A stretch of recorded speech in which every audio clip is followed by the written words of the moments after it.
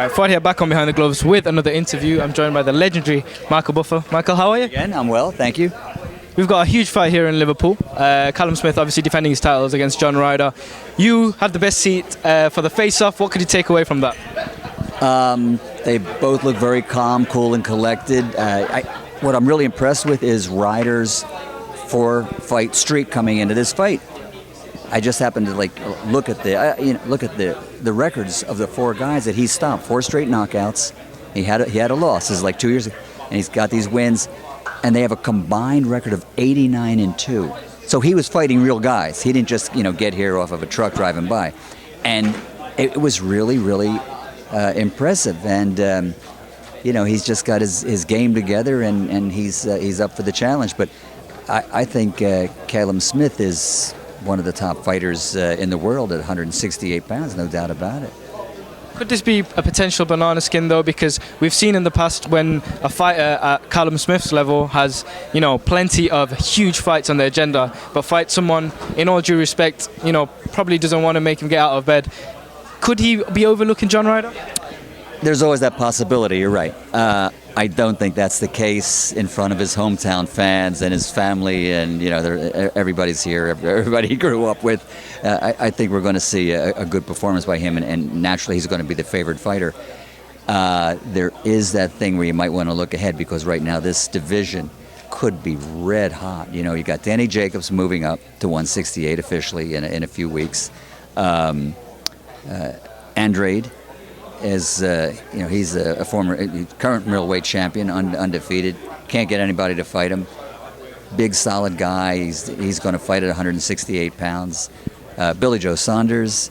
I'm sure if Canelo decides not to go back to 160, that Triple G would be more than happy to accommodate him at 168. So it's a red-hot division. 100%. Obviously, on Saturday night, on the later hours, we've also got a huge heavyweight battle going over in America between Deontay Wilder and Luis Ortiz. I spoke to a lot of people about this yesterday. Luis Ortiz is looking in extremely good shape. Better than the first fight, really, if we're just saying about shape. Yeah.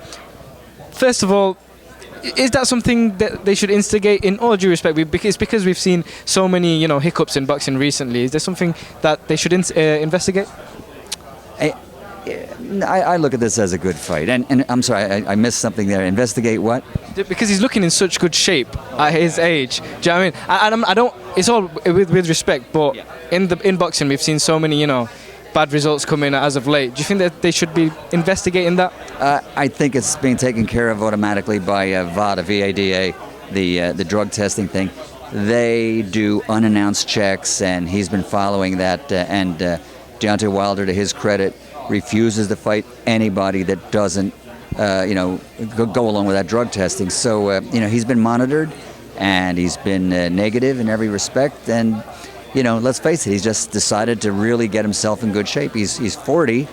I wish I was 40 again. So it's not like it's the most difficult thing in the world for an athlete to get into shape, and that's what he's done. The first fight was obviously a barnstorm. Wilder was hurt in that fight. Could this go a different way now? It's heavyweights. Anything can happen. I mean, AJ is now a challenger, so, we know what can happen in the heavyweight division. If you had a 250-pound lady punch you in the mouth and it hits you just right with all the weight behind it, you're going to get knocked out. So that's why people love the heavyweights. Anything can happen. Sticking with the heavyweights, we're only 2 weeks away from the biggest fight of the year, really, between Anthony Joshua and Andy Ruiz over in Saudi Arabia. Really, there's the question, just how do you see it playing out? That's all I can ask, really. It's just really hard to... it's an intriguing fight, and it's challenging for AJ, because he knows what happened, but he's totally dedicated. He loves the gym. He's going to be in great shape. He's going to do things that are going to be... just keep the fight to his advantage and size, I think. He has great legs.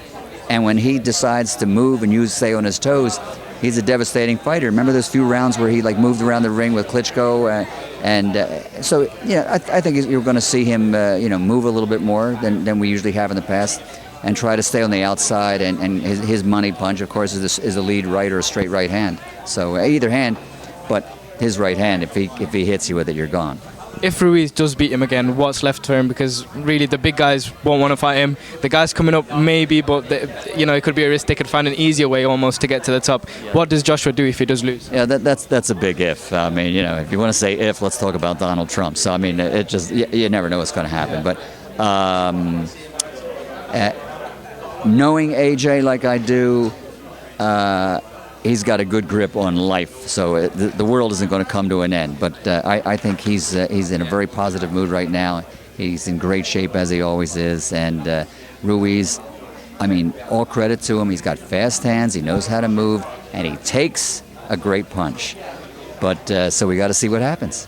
And lastly, I just want to speak to you about some news that broke earlier on this morning. Floyd Mayweather announced that he will be returning in 2020, which he usually does say he's coming back all the time, but he tagged Dana White. Dana White also posted that Floyd will be coming back to work with him. Reactions, really? Well, I mean, he was pound for pound the best fighter in the world just a few years ago, so, and he stayed in shape. I mean, I've seen Floyd at basketball games, and so we know that he's in shape, and if that's what he wants to do, great. But you're not talking about him coming back in UFC, are you?